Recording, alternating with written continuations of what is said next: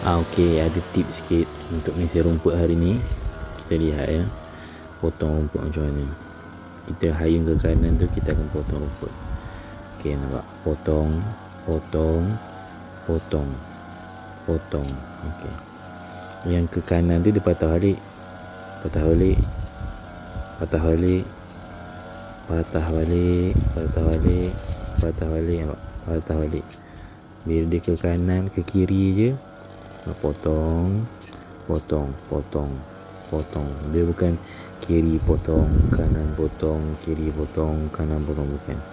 Potong, potong, potong, potong, potong. Okey. Nampak kan? Okey, itu dia tips dia.